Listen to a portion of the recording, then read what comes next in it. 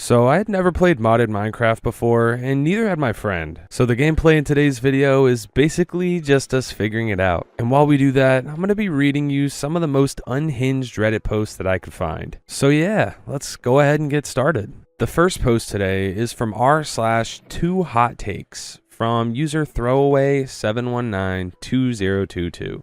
Hi everyone, I've been a listener and lurker here for a while, and I thought I'd ask for advice because I remember seeing a similar post before. I really don't know what to do. Over the past school year, I became close with a girl named Rory, 20 female. We had been friendly before, but didn't know each other very well until recently. At one point, I found out she had a boyfriend, Logan, 20 male, who actually went to the same high school I did. Since a few people from my old high school also go to my college now, I didn't think much of it. Just one of those small world moments. This past semester, Rory and I got even closer because we're both involved in student government and the student paper. We spend a lot of time together outside of activities too, and I started including her in hangouts with my closer friend group. During one of those hangouts, I met Logan for the first time. Ever since then, I keep running into him in places I normally go to, and even places I've mentioned planning to go. Normally, I'd brush it off as coincidence, but my college city is huge. I don't even randomly run into my closest friends unless we plan it. It keeps happening at my usual cafe where I study, places I've mentioned running errands, and other random spots. It started to genuinely scare me how often I see him. I get anxious going out because I'm worried I'll run into him again. Whenever we do talk, he's polite enough, but something feels off. I always leave the interaction feeling uneasy, like I'm being watched or scrutinized. I haven't really told anyone because even typing this out makes me feel weird and paranoid. I've thought about talking to Rory about it because maybe she'd know why he keeps showing up everywhere, but I don't know how to bring it up without sounding dramatic or accusatory. I'm also worried about damaging our friendship or coming across like I'm trying to cause problems in their relationship. Does this sound concerning, or am I overthinking things? And if I should talk to Rory, how would you even approach that conversation? Any advice would really help. Yeah, this is a tough one. I feel like it's easy to overthink it either way, cause on one side you don't want to stalk her, because why would you want to stalk her? On the other end, it's like, I don't want to mess up my relationship. I don't want to cause tension, but I don't know. Let's read the update. Hi, everyone. First off, I really want to thank everyone who gave advice on my last post, especially the people who checked in afterward to make sure I was okay. I honestly wasn't expecting such a warm response, and it genuinely helped me get through this week. Before I get into the update, I want to clear up a few things people asked about. I had my car checked at 3 different shops, and they all confirmed there were no trackers. I also had a friend with experience dealing with a stalker ex help sweep my car, apartment, clothes, and belongings for bugs or trackers, and everything came back clean. Some people asked what Logan and I usually talk about when we run into each other. Honestly, nothing particularly strange on the surface. He usually approaches me, asks how I'm doing, what I'm doing there, or sometimes asks about Rory or what we've been up to. Sometimes he asks more personal, getting to know you type questions. Normally that wouldn't bother me. It's the fact that he keeps showing up in places I frequent that make it unsettling. So on to the update. I decided to follow some commenters' advice and change up my routine. But honestly, I also wanted to figure out how he kept finding me. So I tried something similar to those police tactics where different people get different information to see who leaks it. I told Rory that I'd be studying at a cafe near campus after a Wednesday meeting. At that point, I had mostly ruled out my other friends, so I wanted to test whether the information was somehow getting through Rory. Instead of actually going, I stayed across the street with a friend at a bodega where we could watch the cafe. About an hour after the time I had told Rory I'd be there, Logan walked into the cafe and looked around. That pretty much confirmed it for me that he was getting the information about my whereabouts through Rory. After that, I honestly felt sick.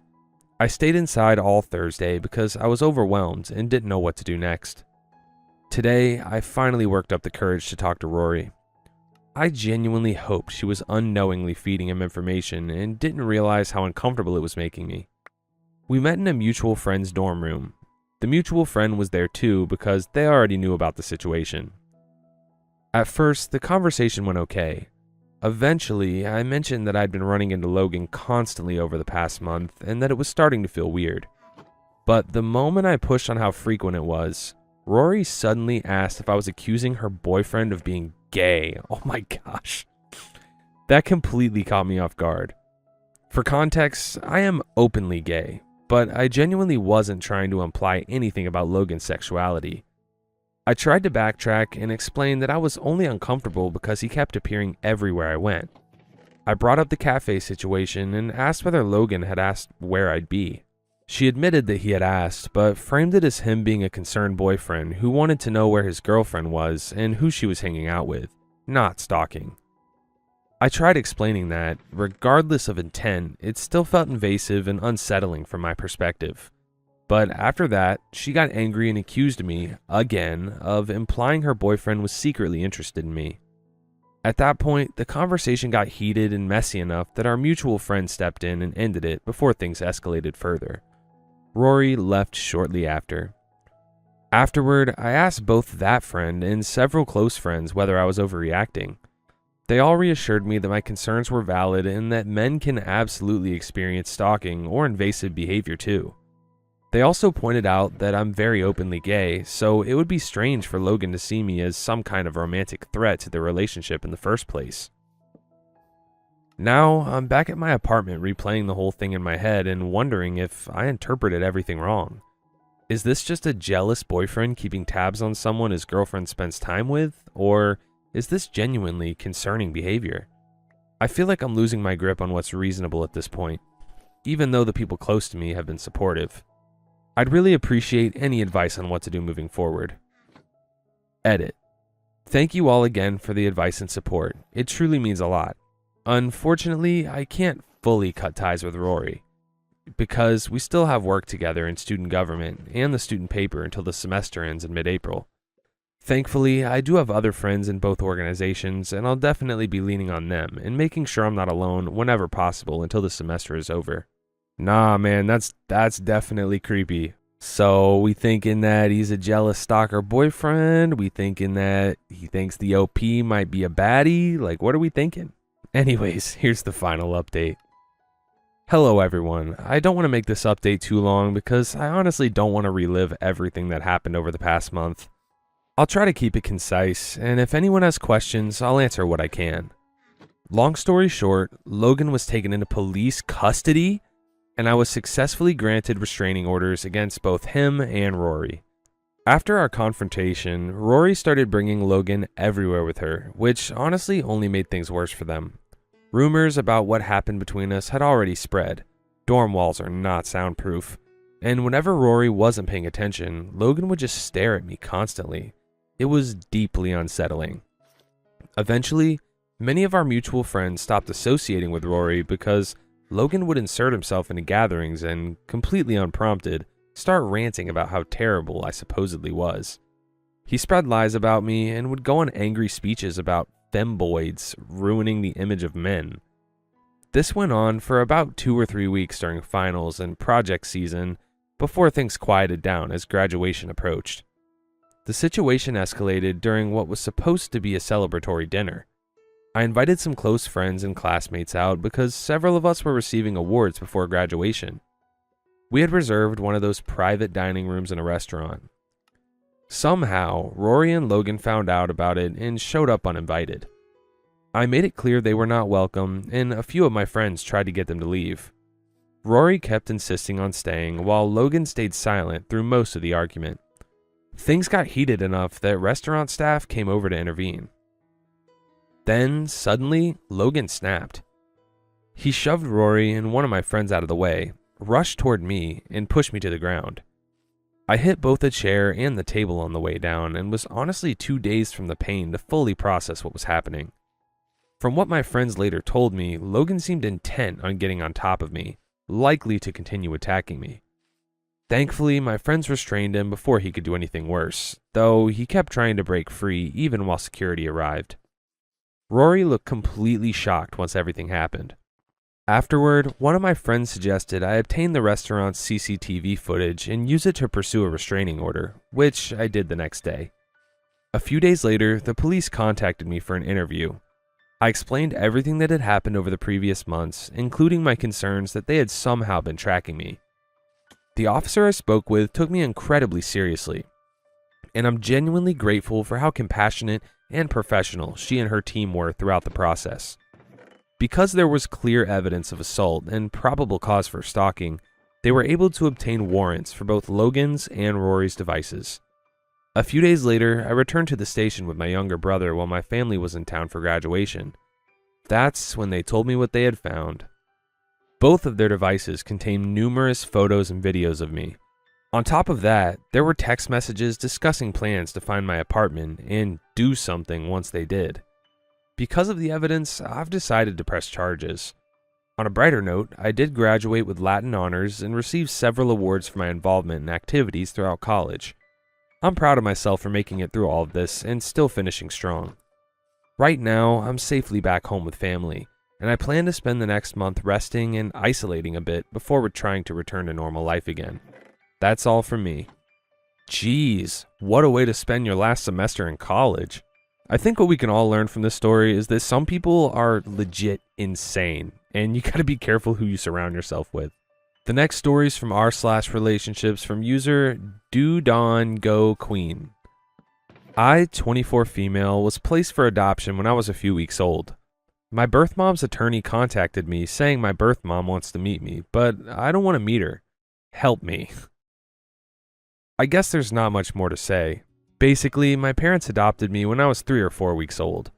I don't know much about my bio mom other than I think the story is she was a teenage mom. I know nothing about my bio father. I never really have been curious or had a desire to know the story or my bio parents either. The fact of the matter is my adopted parents are my real parents. They've raised me almost my whole life, and half the time everyone, including me, forgets I'm adopted. I'm now happily married and have a good start to my career. Recently, an attorney representing my birth mother contacted me, saying my birth mother very much wants to meet me. Reddit, while I'm grateful to my birth mother for placing me for adoption and for giving me the best set of parents and brothers, my adopted parents' biological children, in the world, I'm not very interested in meeting her. I have no animosity towards her at all. As I said, I'm so grateful she gave me the best shot at life possible, but she's a stranger to me, and I feel no pull, tie, or even curiosity about her. I'm happy with my life and my family, and this just seems like it would disturb that or throw it out of balance somehow. Am I a horrible person for not wanting to meet my birth mom? I'm feeling really down about it. My husband supports me either way, but he loves me like crazy and isn't the best for unbiased opinions. Neither my parents or my brothers know about this, just my husband, because I really don't want to involve them unless absolutely necessary.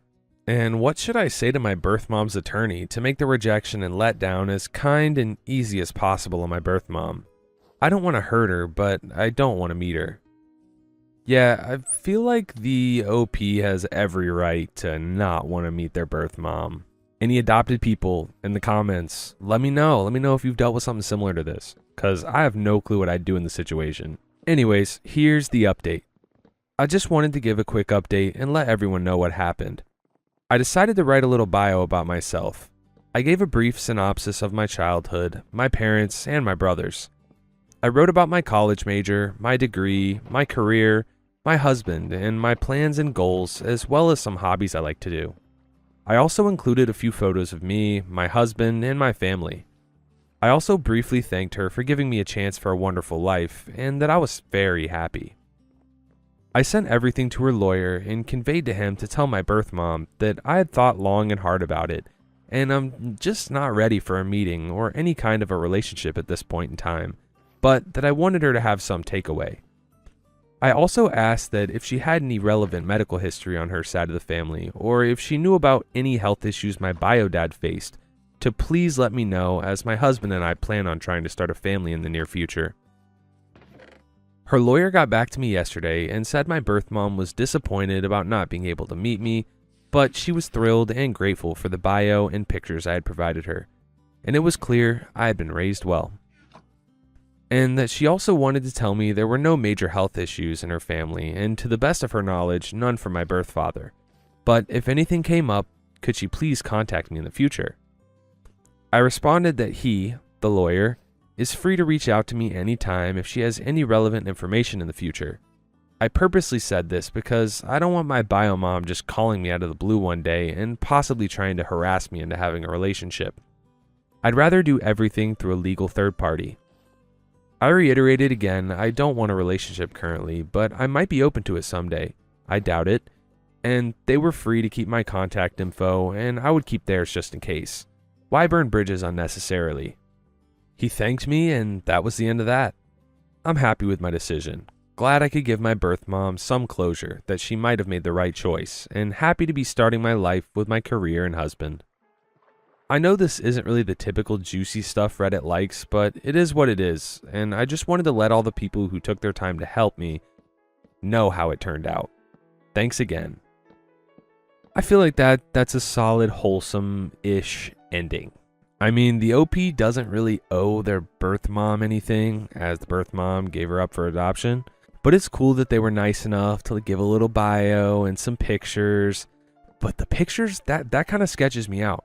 Because what if she just comes across her birth mom in the future out in public? I don't know if they must have thought about that. The next one today is from r/mytheasshole from user Leo the Lion. Am I the asshole if I back out of being maid of honor at my best friend's wedding next weekend?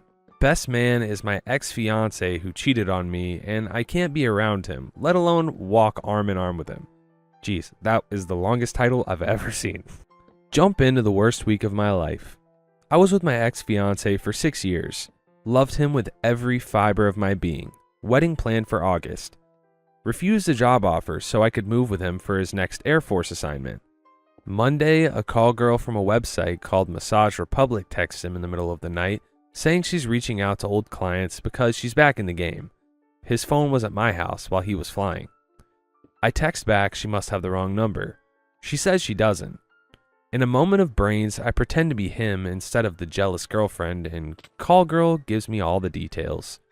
I'm such a fool. This had been happening under my nose for years. I confront him. He claims to be an S addict and promises to change. I consider it for half a second and say no. Cue uncontrollable crying, self-doubt, a battery of STD tests, awkward encounters with him, fight over the ring, his mom, who I loved, calling me nonstop and begging me to reconsider, and on and on. And on top of all of this, my best friend is marrying his best friend, May 11th. The groom doesn't want to rock the boat at this late date and selecting a new best man. The bride says she has way too much on her plate and is begging me to just go through with it, and she'll make it up to me. I've never hated a human being as much as I hate him. I can't be in the same room with him, let alone walk arm in arm with him. I understand the whole wedding doesn't need to fall apart because I'm upset. So I just want to not go and spend the day downing the leftover Percocets from my wisdom teeth operation and hanging out with as many Tinder dudes who can stand to be around me after not showering and burning all his shit. Would I be the asshole if I back out of the wedding? Edit. Wow, I checked out for a few hours to try and sleep and this exploded. I'm so sorry I haven't been reading. I'll try to catch up. Edit 2. Okay guys, I don't know what the verdict is, but whether or not you voted yes the asshole or not the asshole, and said I should go anyways to support my friend, we were friends before we were born, our moms were college roommates, your argument were the most convincing. I'm gonna suck it up, participate, have fun, and when this is all over, I'm gonna scream myself hoarse and beat the ever-living shit out of my pillows. If I can update a week from now, I will. I still have a lot of reading to do, so thank you all for commenting. Honestly, guys, I don't know if I would have gone to this wedding. Yeah, this guy sounds pretty terrible. Anyways, here's the next update. Verdict, not the asshole. Edit 3, that won't be seen. Guys, I've had the worst week of my life and been crying almost nonstop since 3 a.m. last Monday, or Tuesday, or whatever. I have to clear up people calling my best friend the asshole. That just isn't the case at all. I love her as much as I love any person on the planet, and she has my back. But this wedding is now a week away. It's not a simple thing of kicked me out or asking ex-fiance not to come. Everyone is furious with him, but only she, me, and he know the details of call girls. My ex's parents, grandparents, and everyone else are going to be at the wedding. He's as close with the groom as I am with her. If they make big changes now, then the day becomes about what he did, not about the wedding. That's honestly facts. If not my place to demand the groom change his best man, a week out no less. Plus, like I said, he knows my ex cheated. He doesn't know my ex was sleeping with a call girl. If I bring that up, then this whole week becomes about that.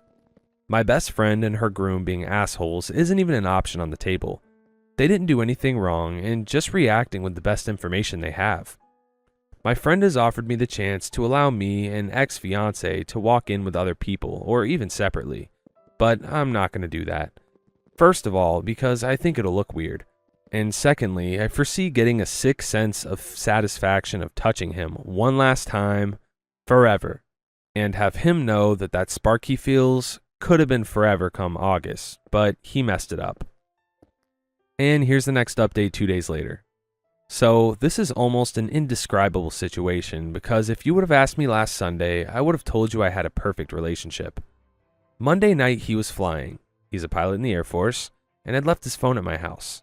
In the middle of the night it buzzed and it was a call girl named Panama who had quit for a while and was reaching out to old clients because she needed money.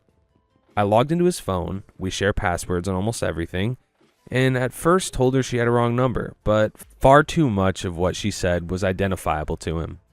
I confronted him when he got home and he didn't try to deny it at all.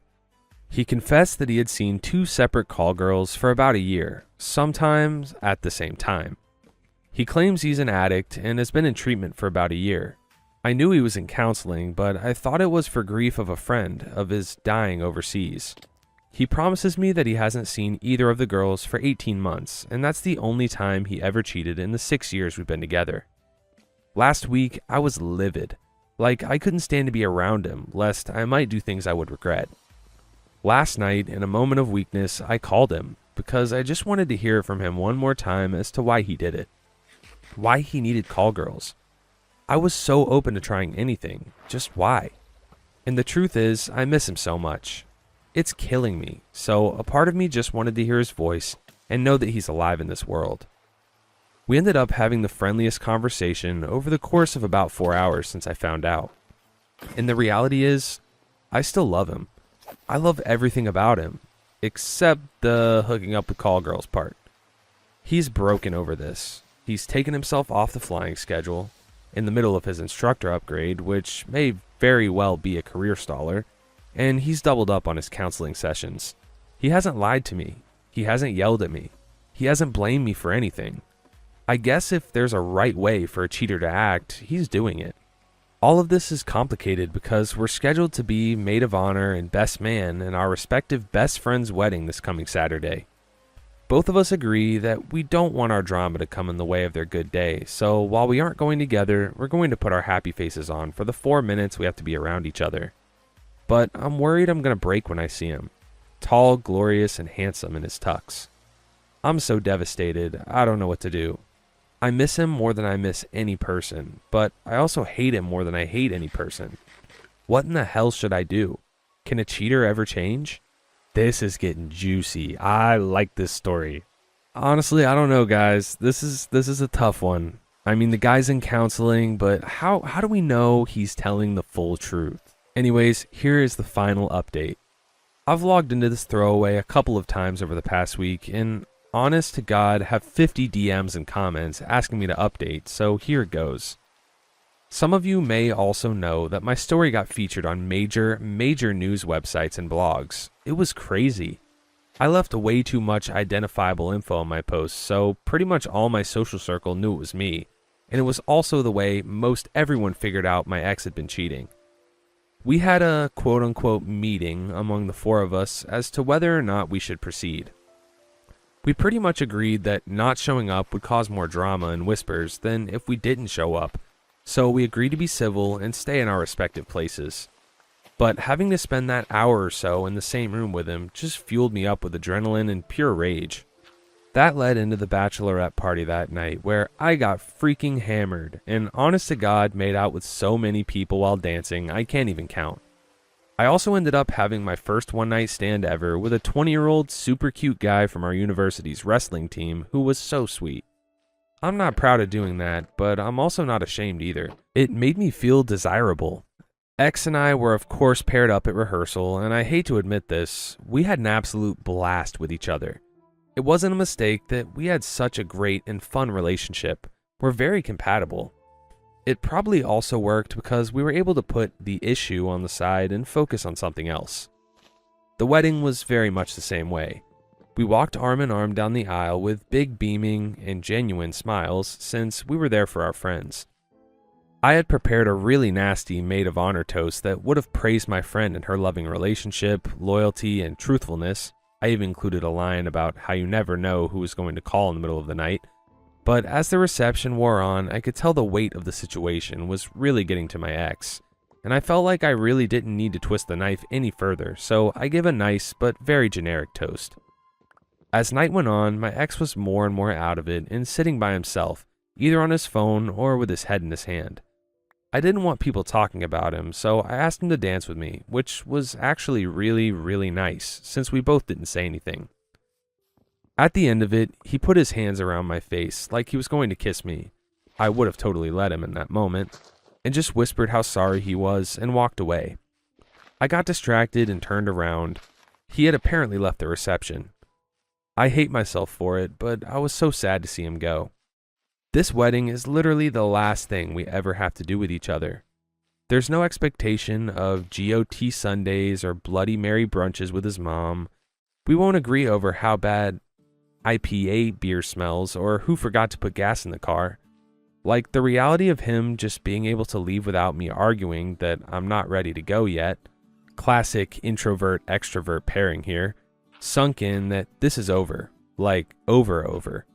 I went and cried uncontrollably in the kitchen of the hotel until the bride found me and cried with me for a good half an hour. With that, I knew I made the right choice in being there for my friend. So, that's that. Wedding is over and done with.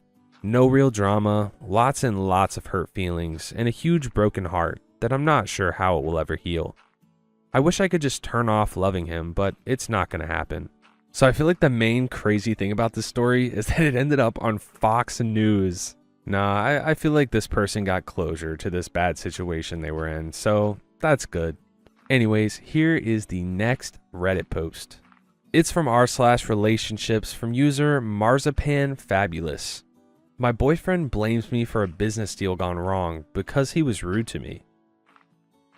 My boyfriend Derek owns a bunch of businesses. A few days ago, he wanted to meet with a representative of a restaurant chain in order to acquire one of the stores. Derek invited Alex, the representative, to have dinner with us at a fancy restaurant. Everyone followed COVID protocols where we live. Things were going well, and when Derek left for the bathroom, Alex and I began to talk. Alex told me his family was from Russia originally, and I told him my father trained in the Russian army. When Derek came, I was talking to Alex about a good borscht recipe. Derek, for some reason, thought I was annoying Alex and told me, Alex came here to talk about business, not some dumb Russian soup. Oh my gosh. And then said, sorry about that, Alex. She talks about a lot of useless anecdotes. I got red in the face, and Alex said, well, Derek, I care about dumb Russian soup because I'm Russian. Things were awkward, and long story short, Derek didn't get approved for the franchise, and now he's blaming me for it. I feel really guilty and don't know what to do. Oh my gosh, do not feel guilty. This was not your fault at all. Your boyfriend is a nut job. Anyways, here's the update the next day. After what happened, I started to reflect on our relationship as a whole. I noticed the trend that whenever I talked to someone, Derek would always be hovering over me. Not just business partners, but his family during events too. Also, him insulting me for what I would say was a trend I didn't notice until now. I told Derek about this in a last attempt to salvage our relationship because he still had some redeeming qualities. I told Derek I was thinking of breaking up because he didn't respect me. Derek claimed I wouldn't because I needed his money, and I pointed out that I come from an upper middle class family and I'm studying to become an RN, so I don't need anything from him but his respect. Derek then broke down and told me he grew up seeing his father putting down his mother all the time. Derek said if I don't have my own opinions and I rely on him for everything, I won't ever leave. Apparently, that's what his father taught him. I don't know. I broke up with Derek and I blocked him and changed my phone number after he threatened to ruin my life and tell the university awful things about me. Jeez, like, I get generational trauma, but wow. It's genuinely insane to me that people like this actually exist. Anyways, the next one is from r/am_I_the_asshole from user looking to hide. Am I the asshole for not delivering the food I made to go to an event I got uninvited to? What? 2 weeks ago, I got invited to a baby shower from a friend who I haven't seen in years. She moved to another state, but had apparently moved back and now is having her baby shower here. I was so excited since I haven't seen her in so long. She started a group chat with all the mutuals she invited. She did disclose that this was going to be a quick and small one since she had just found out she was pregnant when she was 35 weeks with an induction scheduled on her 37th week. We all started volunteering to be responsible for different things for the baby shower. I said I'll cook Filipino food and help pay for some of the decor. I sent money to the friend who was in charge of decorating. I asked mom-to-be how many people are invited besides the ladies in the group chat. She told me 15. There's 10 of us in the group chat, including me, so I thought I'll cook for 50 people to be on the safe side just in case she invited a few more. I started shopping for ingredients for the lumpia, pancit, chicken adobo, rice, and a grazing table. I started prepping and coordinating with the decor lady. We figured where we wanted the food and grazing table and told the MTB. She approved. Now, the day before her baby shower, I spent the whole day cooking. I took the day off. I only work part-time since I'm the primary caretaker for my baby while my man works. Mind you, I had to arrange for my mother-in-law to watch my baby while I did all the cooking and for me to go to the baby shower. I didn't want to bring my baby since I would be busy with the catering. It was by luck she was off those days. Then, the night before the baby shower, she DM'd me on Instagram that she had to make some hard decisions and had to uninvite me, but still wanted me to drop off the food. I told her I understand and respect her decision, but I will not be dropping off the food. She asked me why, and I told her it wouldn't make any sense for me to drive 75 minutes to drop off food to an event I'm no longer invited to. That the only reason I volunteered to do so was because I was invited. She asked me how she was going to find someone to cater on such short notice, that it was messed up and hateful. A few friends sided with her while most sided with me. I want to know from a stranger's perspective, am I the a-hole? Is that even a question? Like, absolutely not. Alright, so here's an update the same day, and it starts with a transcript of the text. Hey girl, I know it's late, but I decided to change the guest list, and please don't think I don't love you, but after some real hard decisions, I had to take you off the list. But please don't take it the wrong way, I just wanted immediate family and close friends.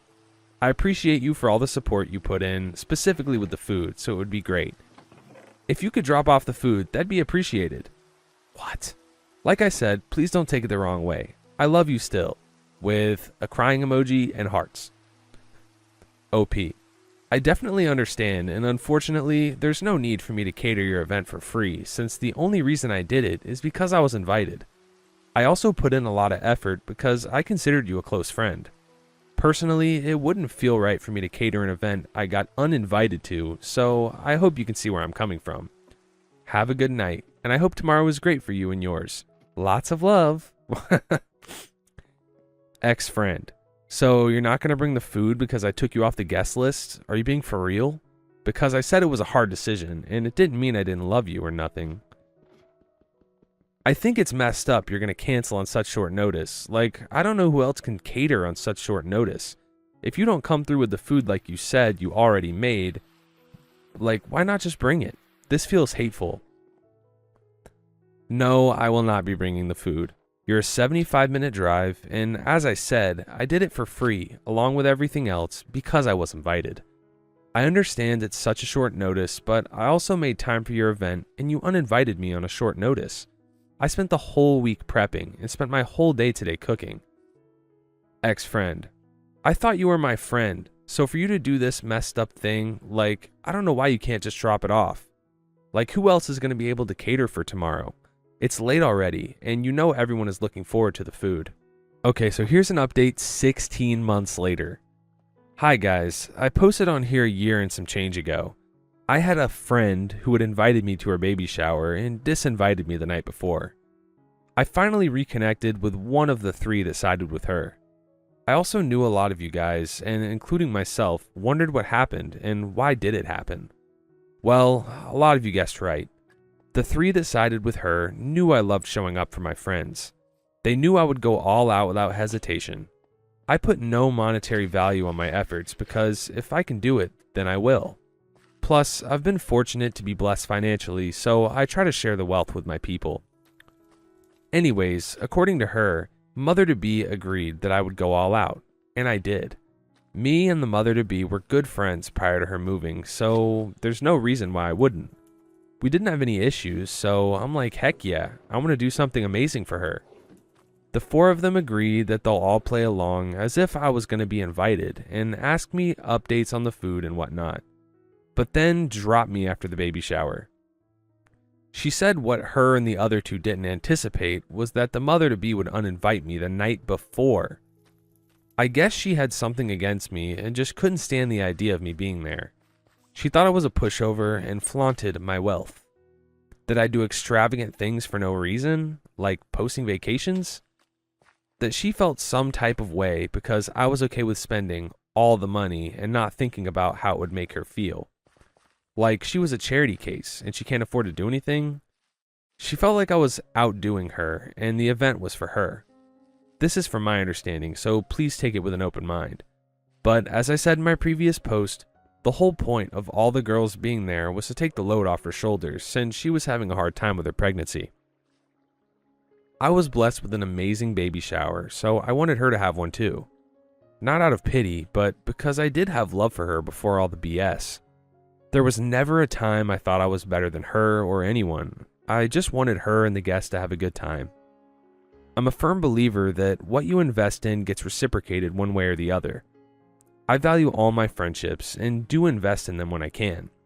So yes, for those who guessed, I was never truly invited. You were right. It did leave a dull ache in my chest. While I did reconcile with one of the three, although I told her that my trust for her has been broken and I'm not sure if our friendship would be the same. Wow, so it was a scheme all along. Man, I want to be friends with this OP. Like, I don't know, man. It's just so aggravating to see that some of the best people get taken advantage of in the worst ways sometimes. The next one is from r/relationships from user Not a Dog Nana. Me, 61 female, with my daughter, 28 female.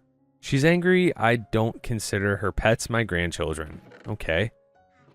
My son told me about this website.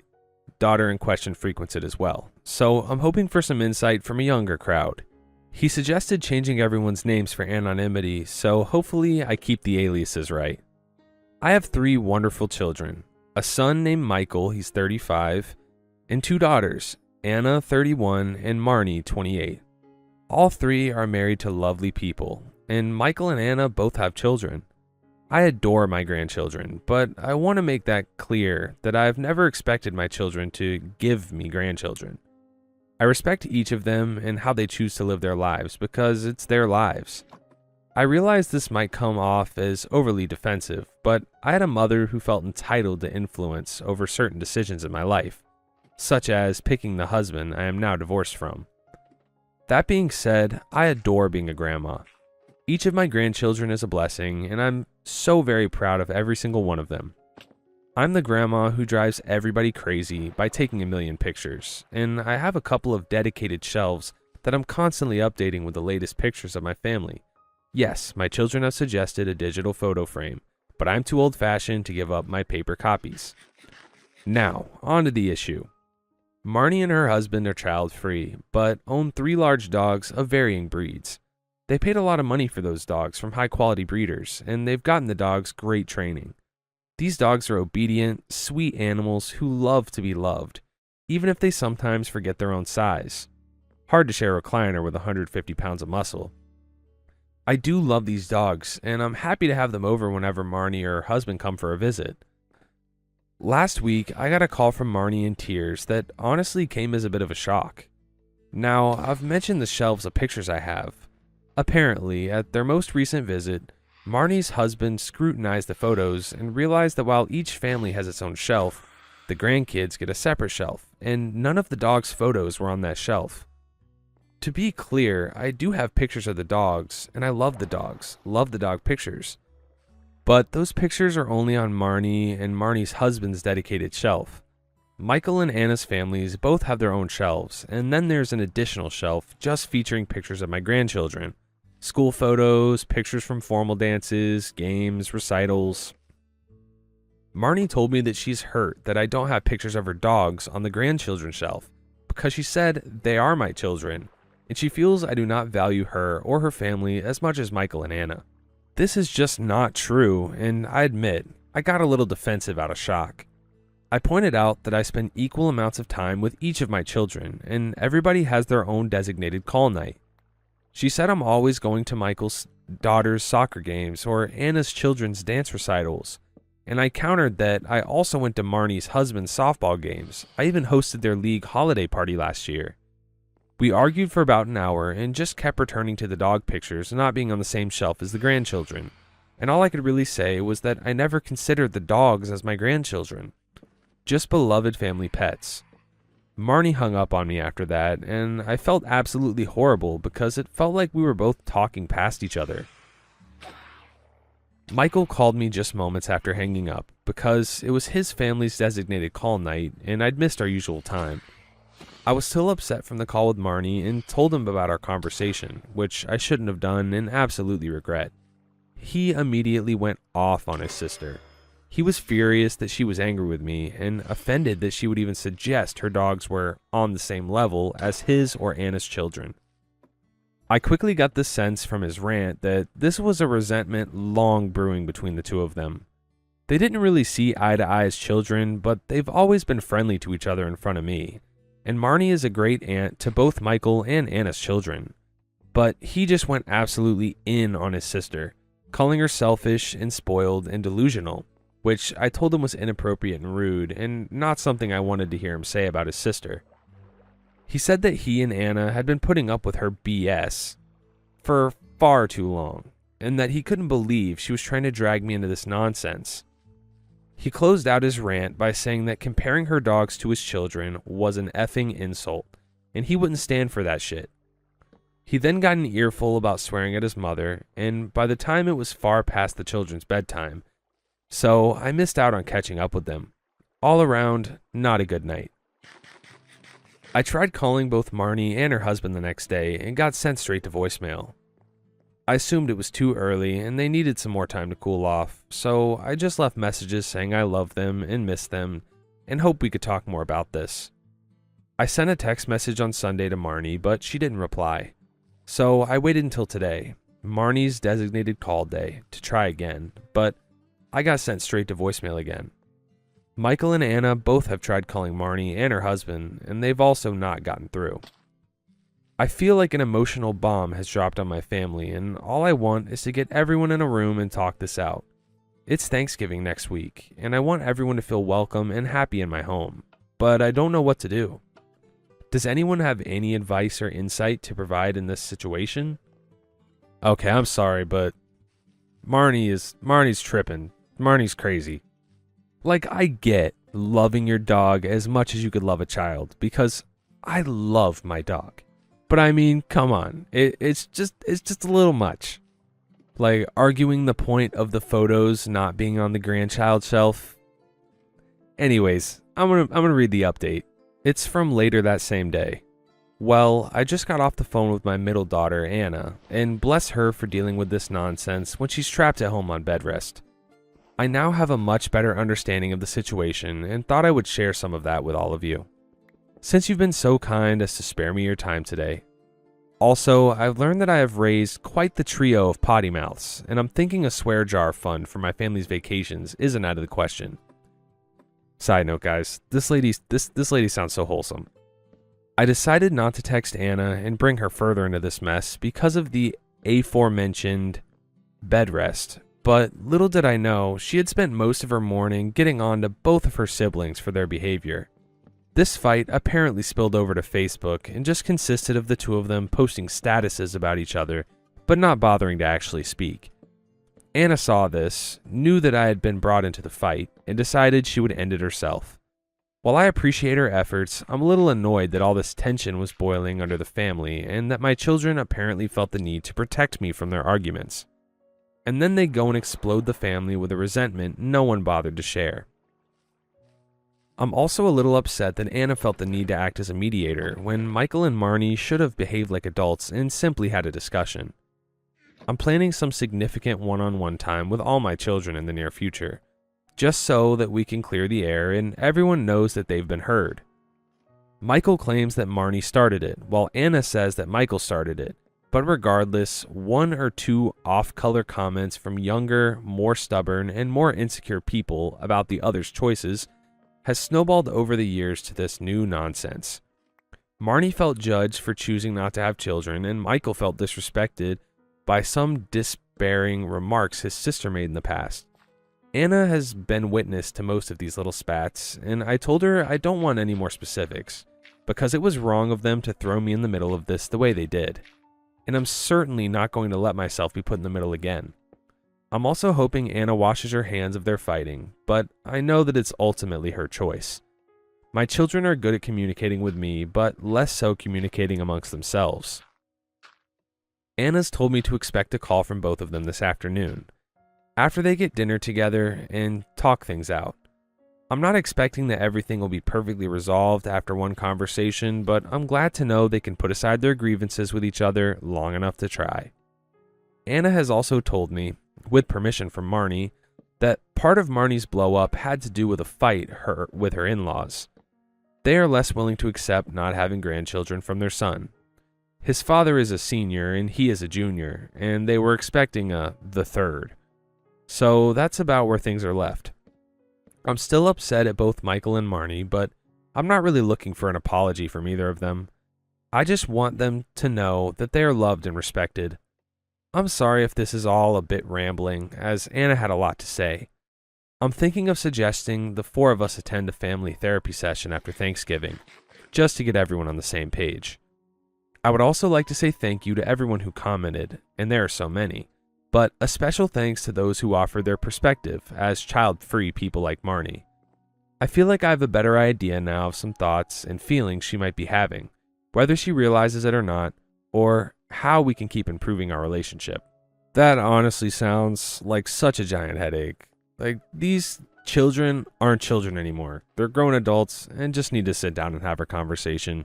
At the end of the day, I feel like it all boils down to being able to respect your siblings' positions. Anyways, that's all the Minecraft and unhinged Reddit stories I have for you today. If you guys liked today's video, don't forget to drop a like and subscribe, as it helps me out greatly. Huge shout out to my channel members. Thank you so much for your support on the channel. If you guys do want to further support the channel, that link's going to be down in the description. However, this is not at all required, completely optional. And I will see you all tomorrow. Peace. Tomorrow.